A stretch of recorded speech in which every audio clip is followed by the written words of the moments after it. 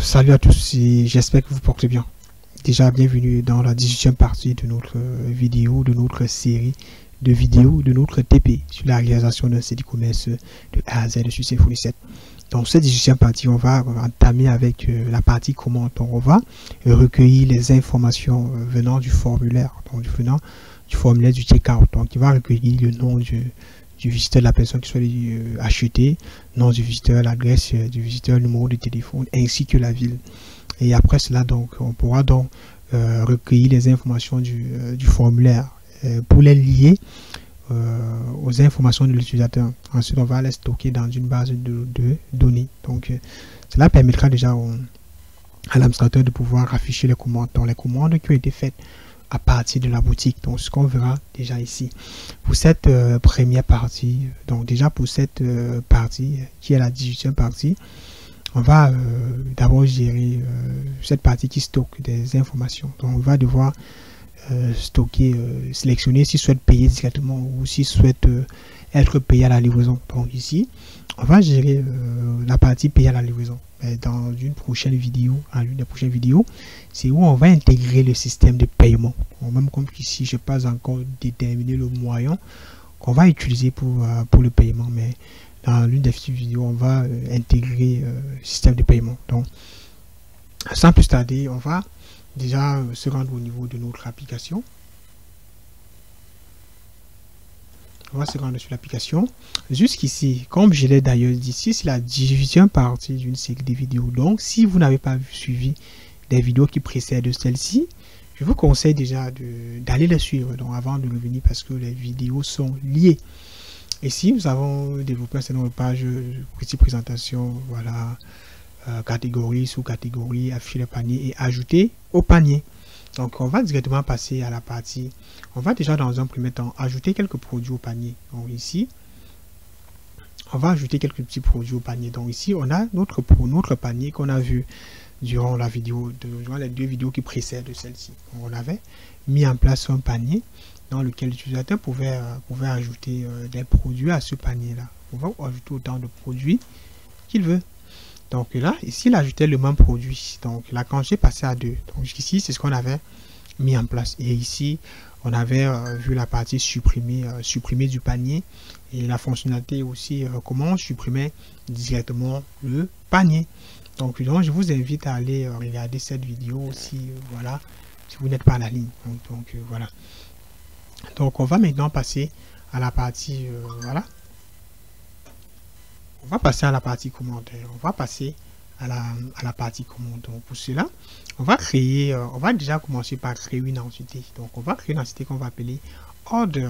Order correspond aux commandes. Donc si vous essayez de traduire order en anglais, vous allez obtenir en français vous allez obtenir commande. Et dans le cadre de développement d'application, c'est beaucoup plus conseillé d'utiliser la langue de Joe Biden, donc l'américaine. Donc, il faut utiliser la langue anglaise pour mieux, parce que voilà, tout le monde peut accéder au code et voilà. Donc, c'est la langue qui est standardisée pour le développement d'application. Donc, on va aller avec la commande Symfony console. On va aller dans Make. On va créer une entité qu'on va appeler Order. Make Order. On va exécuter. Pour la commande, qu'est-ce qu'on va déjà recueillir? On va déjà recueillir le nom du client. Donc on va par exemple utiliser un first name. On va prendre le first name qui est en fait le nom du client. Ça sera de type string et ça sera une taille. Ça sera une taille de 255 caractères et ça sera obligatoire. On aura aussi besoin de son last.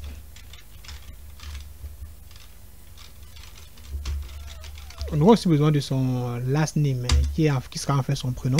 Ça sera un type de type string, une taille maximale de 255 caractères. Ça sera obligatoire.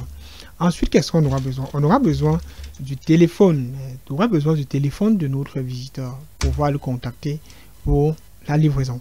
Donc, ça sera aussi de type. Vous pouvez le mettre en dessus, mais c'est beaucoup plus. On va utiliser le type string pour récupérer le numéro de téléphone. Ça sera de taille 255 caractères. Ça sera aussi obligatoire parce qu'on va devoir utiliser appeler notre client. Ensuite, après ce numéro de téléphone, on va aussi demander, je sais pas, on va demander l'adresse. On va demander l'adresse de notre visiteur. Ensuite, qu'est-ce que ça sera? On va aussi prendre le type string.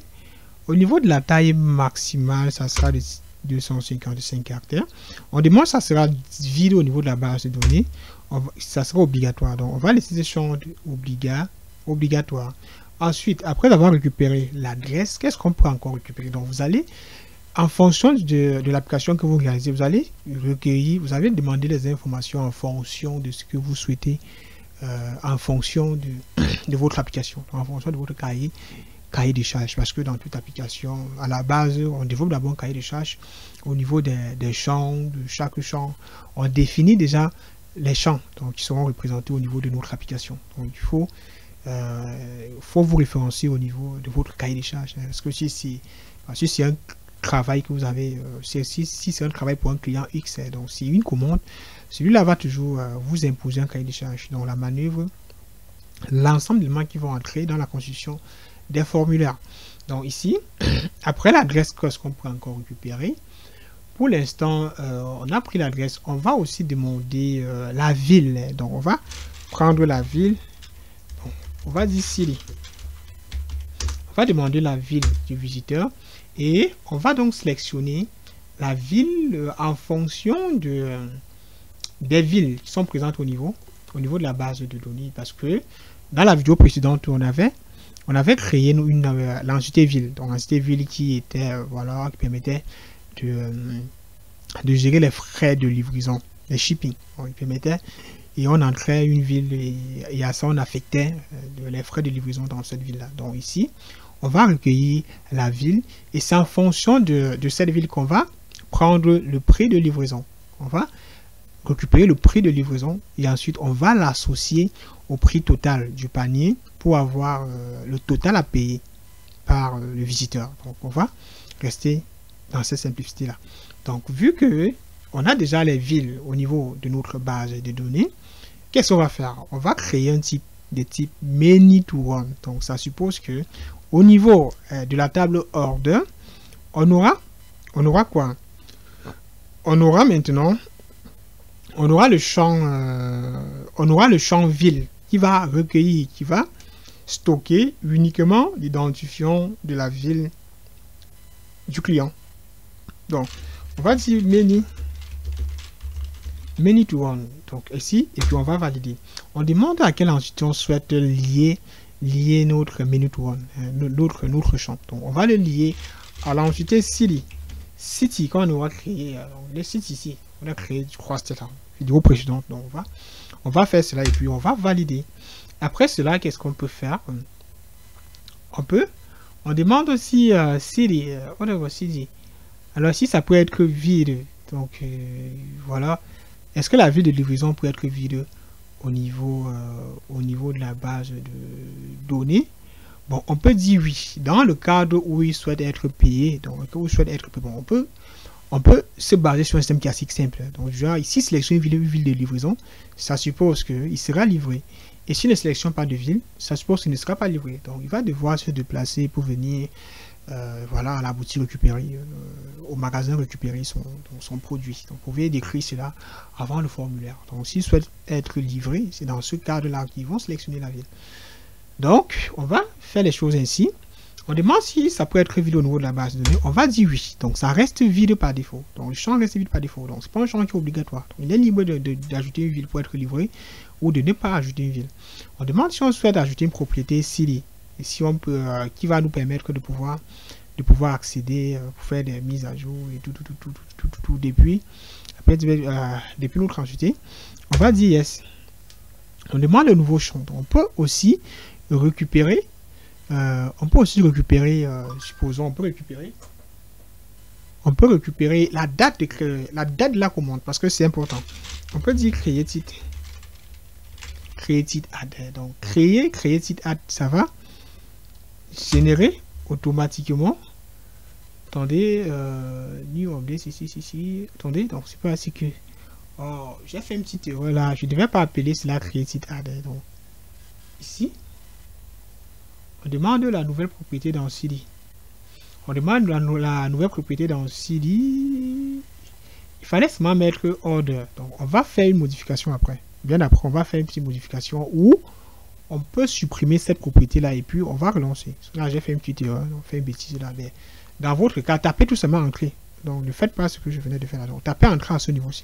Je me suis précipité pour rien alors qu'il fallait. Il y avait une prochaine étape qu'il fallait passer avant la création de cet élément-ci. Donc c'est un peu cela. Dans la vie réelle, généralement, c'est ce qui arrive. Ce qu'on développe peut faire petites erreurs parfois, vu que c'est une application que je développe en direct. Donc je parle, c'est pas comme si j'avais fait l'application dans un deuxième écran et puis je recopiais. Non. Donc c'est quelque chose qui voilà, que j'ai analysé. Tout est dans ma tête. Donc voilà ici. Ici, on va modifier ceci. Donc, le champ qu'on devait créer dans order, c'est pas created add. Donc, ici, à ce niveau, vous allez taper seulement sur entrée. Maintenant, moi, je vais continuer et puis je vais revenir faire des mises à jour. Donc, ici, je reviens là. Ici, qu'est-ce que je vais faire? Je demande une nouvelle propriété.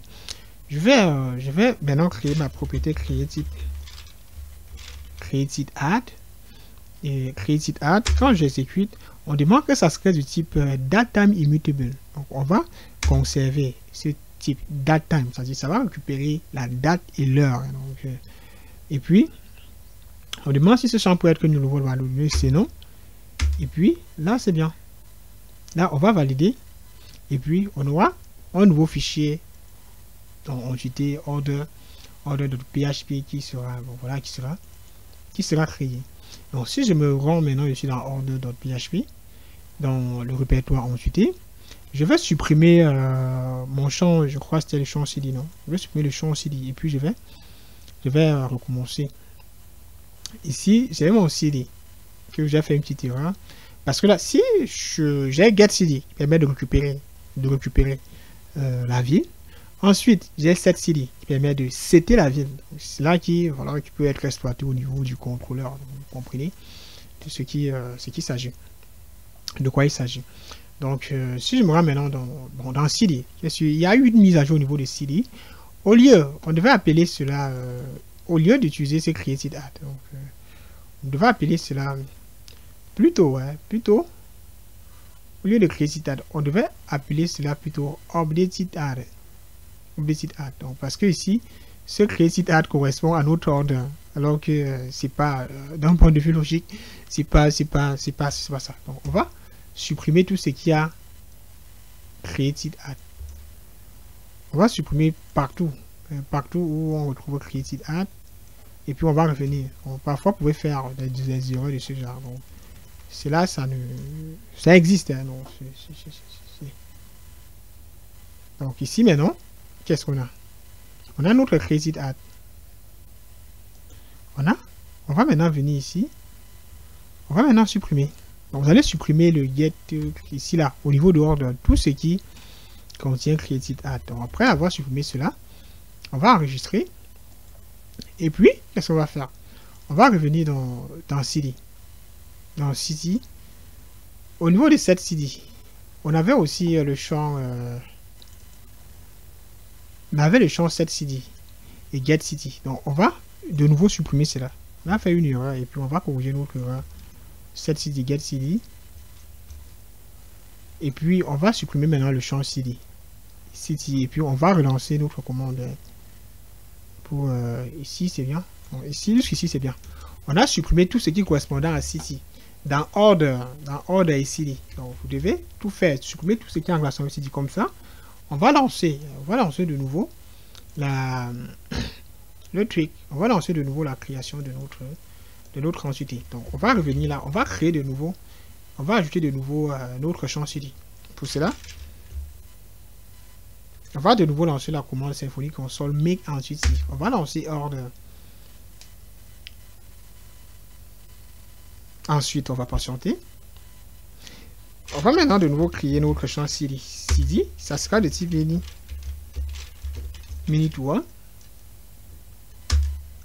Ensuite, on demande à quelle classe. On va le lier à la classe CD. Ensuite, on demande ça sera nul au niveau de la base de données. On va dire yes. On demande si on souhaite l'accès. On va dire yes. Ici, nous, on va dire yes. Ici, jusqu'ici, ben non, c'est bien. Donc, c'est à ce niveau, c'est à cette étape qu'on avait fait l'erreur. On avait appelé cela crédit alors que ce n'était pas le cas. Et puis, on va valider. Donc, ici, maintenant, c'est bien. Donc, on a fait une mise à jour. Et si on se rend maintenant au niveau d'ici, on aura de nouveau un champ CD qui sera créé. Au niveau de CD lui-même, on aura aussi l'autre. On aura une collection qui sera en ordre. Donc, on peut récupérer aussi à partir de CD. Récupérer les commandes qui sont liées à la ville. À partir de cette entité. À partir de là. Donc, ici, maintenant, c'est bien. Donc, dans City, on a order. On peut dire City.order pour récupérer toutes les commandes qui sont associées à cette ville-là. Maintenant, ici, c'est bien. Donc, ce qu'on peut donc faire, c'est que on va faire un Symfony seul.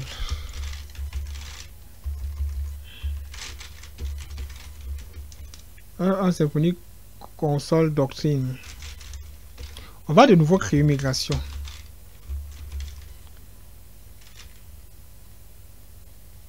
Non, c'est pas cette commande-ci. On va dire Symfony console make migration pour créer notre migration. Ensuite, on va dire Symfony console doctrine migration migrate.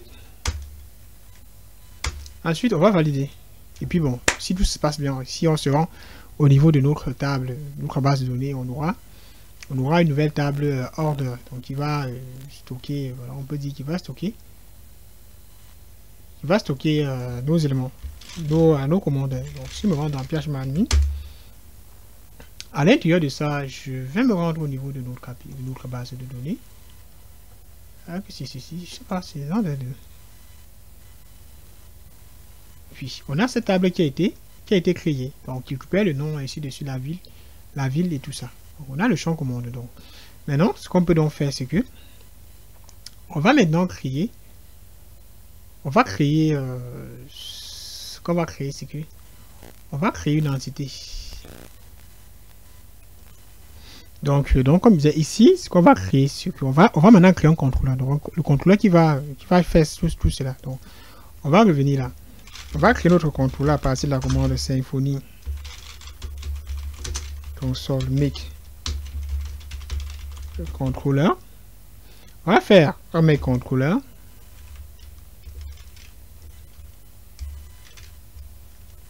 On va appeler notre contrôleur order. On va l'appeler order controller. Et puis on va valider.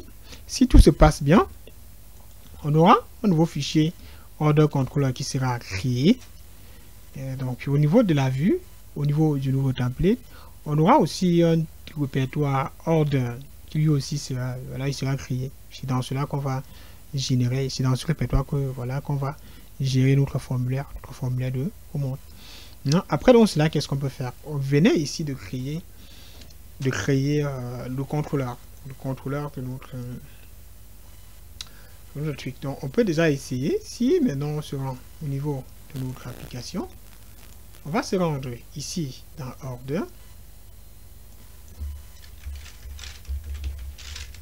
Si on valide, on va ouvrir le template qui est associé à cela. Donc, on peut donc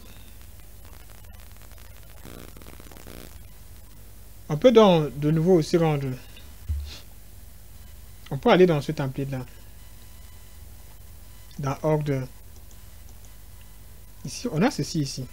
Donc, ce qu'on peut donc faire, c'est que on va supprimer ça. Parce que là, ça ne va pas nous servir. Et puis, on va faire un div de classe container. À l'intérieur, on va faire un h1. On va d'abord faire un div.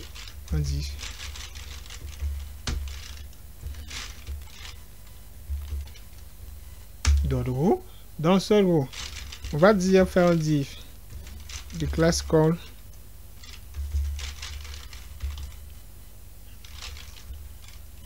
-8.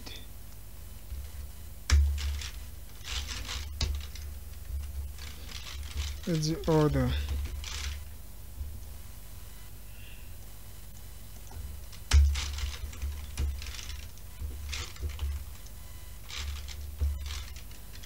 Call 4. On va faire ceci et puis on va enregistrer. Si je viens là de nouveau et que j'actualise, ici c'est bien. On a bien notre template qui sert bel et bien, c'est bel et bien affiché. Donc on va de nouveau revenir ici. Bon, pas order, on va dire checkout. Hein. Checkout c'est mieux. Checkout. Maintenant, ce qu'on peut maintenant faire, c'est que on va maintenant créer notre formulaire. Donc on va dire Symfony console make form. On va appeler cela order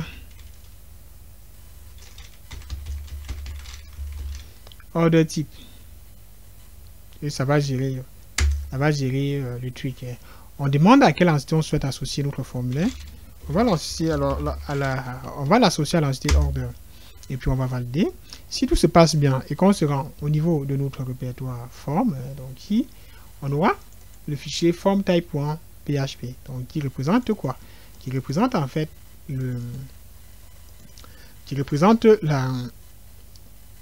la vue de formulaire de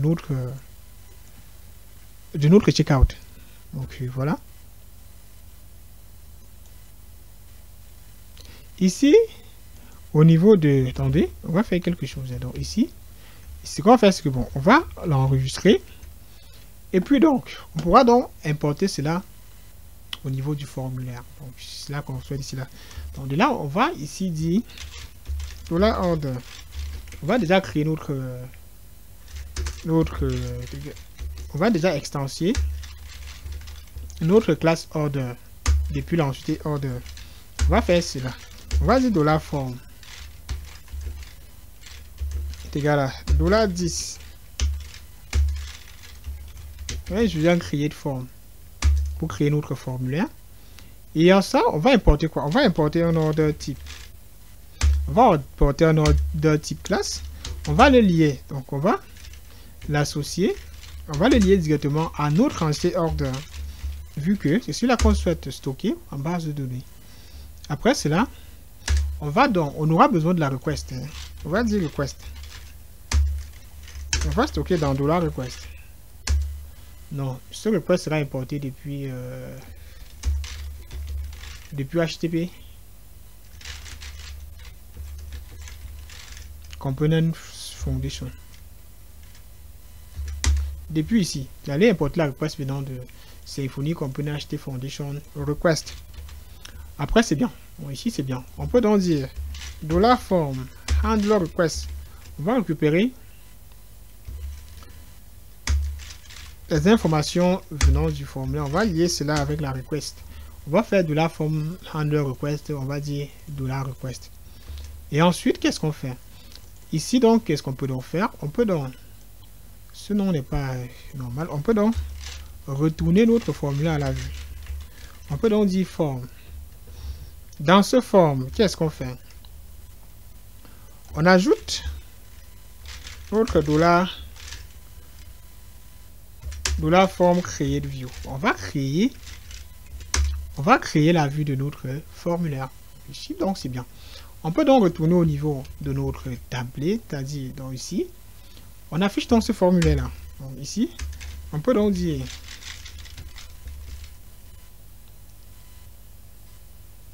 en forme. On peut par exemple, je sais pas trop, donc on peut par exemple dire en forme start.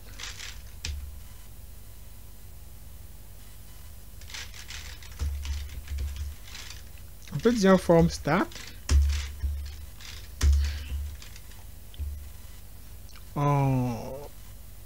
Voilà, qu'est-ce qu'on fait? On récupère notre formulaire. Ensuite, on fait en forme end, hein, la fin de notre formulaire. On passe aussi order. À l'intérieur de ce formulaire, qu'est-ce qu'on peut maintenant faire? C'est que on va créer notre input de type submit. il va nous permettre de soumettre notre formulaire. Et au niveau de value, on peut, je sais pas, on peut dire continuer. On peut dire continuer.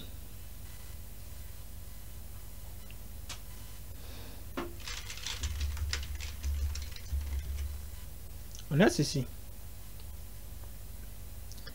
Donc, ici, donc, jusqu'ici, jusqu'ici, c'est bien. Ici, on a dit continuer.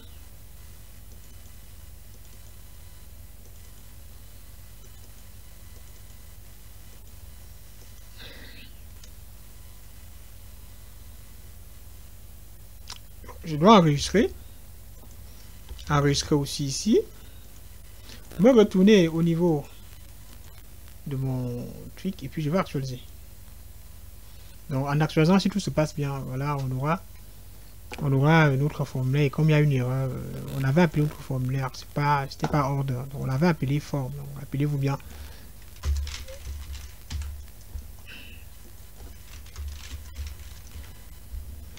Order, c'est forme, ce qu'on a passé à ce niveau-ci. Je vais là de nouveau et que j'actualise. Donc on a notre formulaire qui a été ajouté. On a notre formulaire de commande. On prend le nom, le téléphone, l'adresse.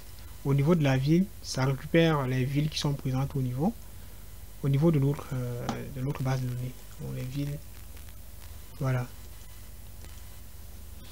Ici donc c'est que voilà, on va donc faire ce que on va revenir là et puis on va faire une petite mise en forme. Au niveau de notre formulaire.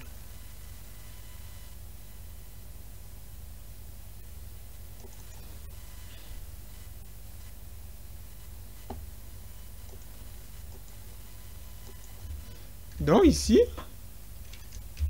on va ajouter un form with get.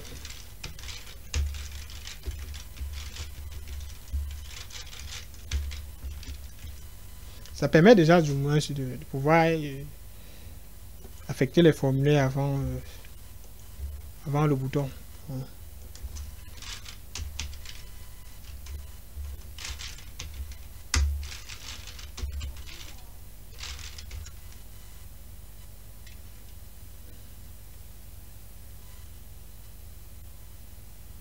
On va aller dans BTN.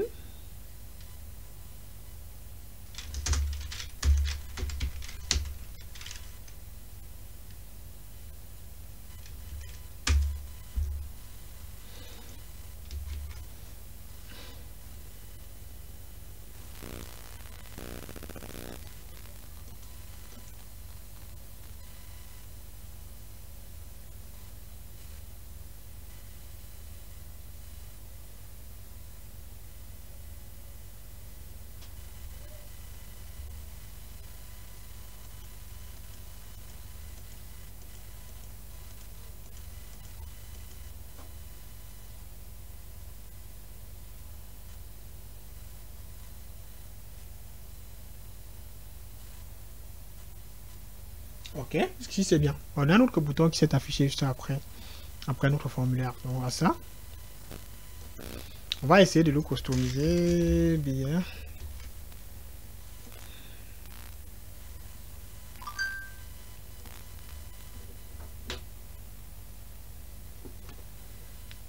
Au niveau du order type,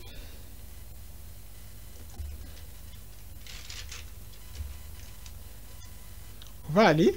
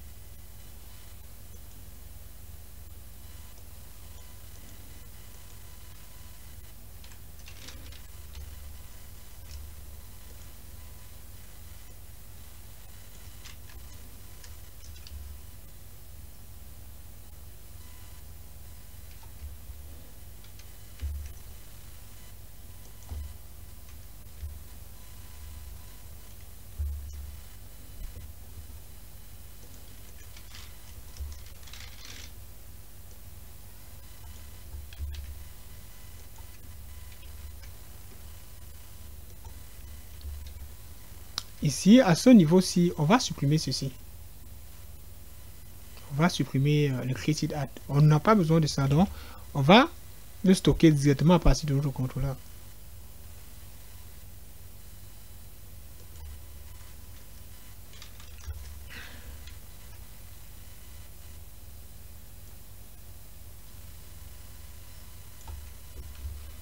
Ici, vous allez revenir là, je crois c'est ici. On va aussi ajouter ATT1. Je pense que ici c'est bien.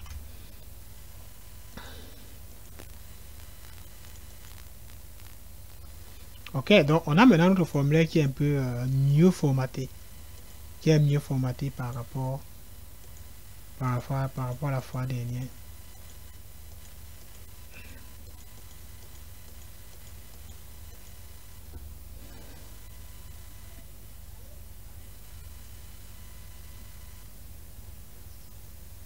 Donc maintenant, ce qu'on peut faire, c'est que, au lieu d'afficher les identifiants des villes, on va plutôt afficher les noms. Et pour cela, vous allez aller au niveau de les city. Ici, au lieu de l'identifiant, on va afficher name. Name qui est une propriété dans l'entité city. CD qui existe à ce niveau-ci. On va revenir là et puis si j'actualise de nouveau, donc j'ai maintenant la ville. Vu qu'au niveau de mon application j'ai une seule ville, donc c'est tout à fait normal que voilà que j'affiche une seule ville. Donc j'ai donc ceci. Ce qu'on peut faire, c'est que à gauche ou à droite, on peut décider d'afficher directement. On peut décider d'afficher directement les informations de la commande ici. Bon. Ici, ce qu'on peut faire, c'est que on peut revenir ici, à ce niveau-ci. Au niveau du order, on peut aussi intégrer session, on peut aussi passer tout ce qui est session interface, construct dans la session. Tout ce qui est lié au panier. Comme ça, ça permet de transférer aussi le panier, transférer le panier dans cette ici. De transférer le panier là. Ici, donc, ce qu'on peut donc faire, c'est que on va revenir là. On va importer les éléments qui sont liés au panier. Donc, il veut me rendre en cas contrôleur. Vous avez le choix d'utiliser un service. Parce que sur le code, il ne faut pas. Jamais, c'est pas conseillé de trop sur le code, mais vous devez utiliser un service parce que si vous souhaitez appeler ça dans plusieurs comptes, vous pouvez utiliser un service, mais dans l'autre cas, on va aller rapidement. On ne va pas perdre la tête à créer un service, mais vous pouvez aller dans SRC. Vous créez un service et puis vous stockez ce code à l'intérieur. Comme ça, vous pourrez donc l'injecter dans plusieurs contrôleurs. Mais ici, comme ce n'est que dans ce contrôle, dans celui-ci, on n'a pas, c'est juste un seul contrôleur. On ne voit pas trop d'intérêt à faire cela. Mais si ça peut revenir dans plusieurs sections de la page, c'est conseillé de le faire comme je venais d'expliquer. Donc ici, comme on a injecté notre session interface, on va passer notre panier, les informations de notre panier directement ici. Donc, vous voyez comment ici, ça détecte directement un cookie bidon ici. On va l'injecter ici. Ensuite, qu'est-ce qu'on a besoin? On avait ici aussi dans panier, on avait un product repository. Donc, on peut importer directement notre product repository. Directement à partir d'ici là. $product repository. Et ici, au lieu d'utiliser $10, on va maintenant utiliser $product repository. Donc, ça revient au même. Donc, ici, c'est bien. C'est comment en faisant ceci, ça réduit la duplication. Parce que là, ça a détecté une différence entre les deux. Ici, donc, c'est bien. Donc, ici, on a le total. Ensuite, qu'est-ce qu'on a? On peut donc passer ce total. On peut donc passer le montant à payer au niveau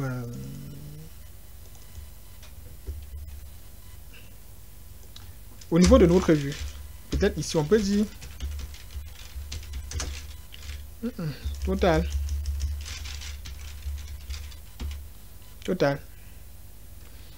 Dans ce total, qu'est-ce qu'on peut faire? On peut on peut déjà, dans ce total, on peut retourner le total, c'est-à-dire la somme totale à payer. Et puis, bon, on revient maintenant ici. Fais un H4.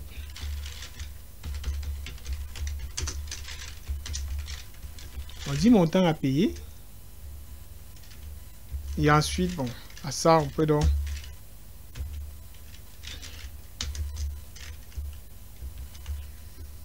On peut donc venir là, on affiche le total.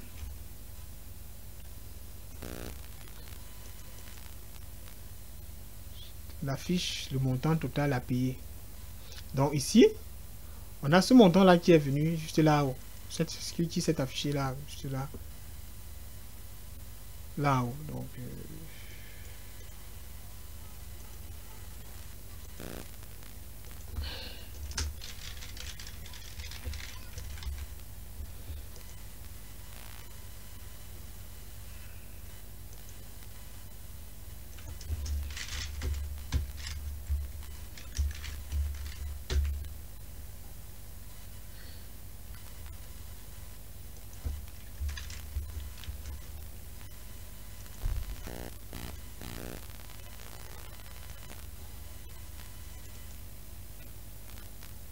Ici, j'ai un montant total à payer. Donc, on peut...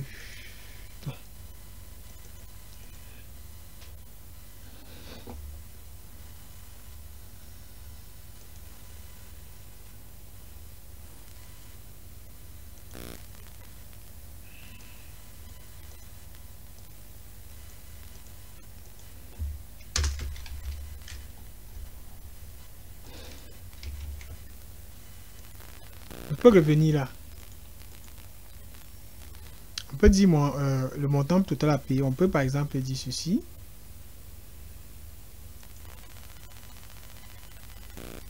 On peut essayer de gérer un peu la mise en forme, je sais pas.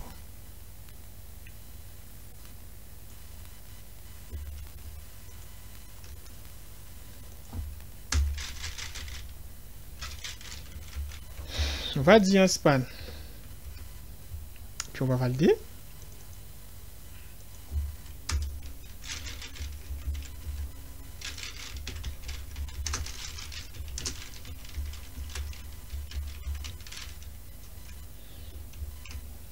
On va afficher aussi les frais de livraison.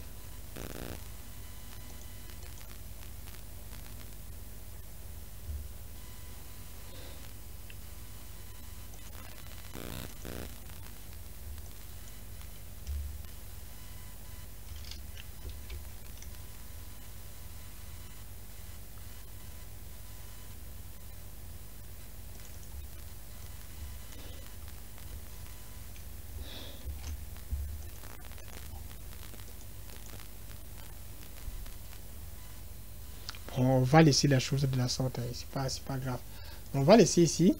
On va aussi prendre les frais de la livraison. Et comme j'avais dit, on va afficher, on pourra afficher la livraison par exemple en fonction de la ville, en fonction de la ville de l'utilisateur. Donc comment donc récupérer cette ville? Il y a plusieurs moyens de récupérer. Et comme ici, le meilleur moyen ici là, pour pouvoir récupérer cela, ça reste du JavaScript parce que si on veut créer un système du Java en changeant la ville, on va changer automatiquement. Donc, on va changer automatiquement le prix, c'est qu'il va falloir écrire un peu du JavaScript pour pouvoir personnaliser cela. Parce que rien ne garantit que le visiteur, la ville de livraison sera la première ville. Donc, la première ville qui est juste là. Donc, je vais ajouter une autre ville. Comme ça, du moins, ça nous permet de tester.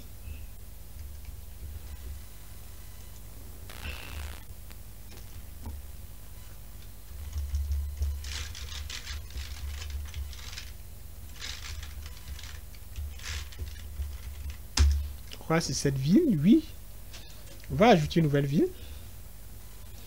On peut par exemple dire nom de la ville. On peut dire Douala. À Douala, on va livrer, au lieu de 5 €, on peut livrer à 10 €. Et puis je valide. Là, on a retourné là. Maintenant, si je reviens maintenant là, ici, à ce niveau, et que j'actualise, j'aurai maintenant 2 villes. Donc ici, on peut donc livrer à partir de 2 villes. Allez ajouter autant de villes que possible. Et quand le prix de livraison est généré en fonction de la ville, on va développer ce système-là. Le plus simple reste d'utiliser du JavaScript. Et dans le cas, on va afficher le frais de livraison là. Donc, dans l'autre cas, on va le faire avec du JavaScript. Donc, la première des choses qu'on va déjà faire, c'est que si on inspecte notre code, on se rend au niveau de cette ville, de ce champ, on peut voir que à partir de l'inspection, on peut récupérer des informations. On a ici, on a select. On a select qui est ici. Dans ce select, qu'est-ce qu'on a? On a plusieurs éléments. On a déjà la ville, on a la valeur, voilà, on a ceci, on a tout ceci ici, ainsi de suite. Donc, ce qu'on peut faire, c'est que après le changement, si l'utilisateur vient à changer la valeur, on va récupérer cette valeur-là.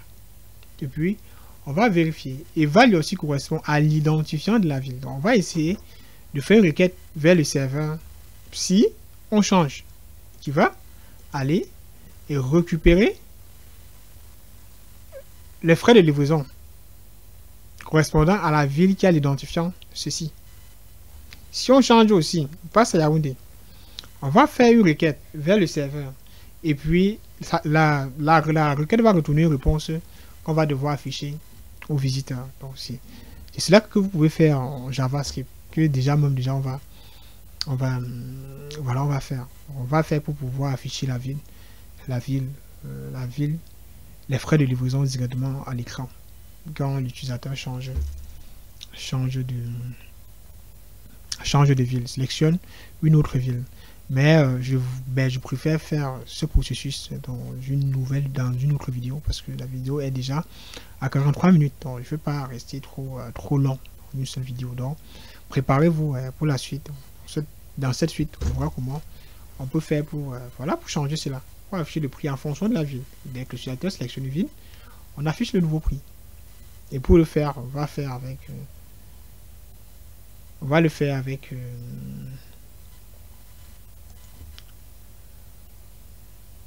faire avec du JavaScript. Donc, on va arrêter ici là. Donc, déjà, merci d'avoir suivi la vidéo. C'est déjà un immense plaisir d'avoir enrichi cette vidéo pour vous.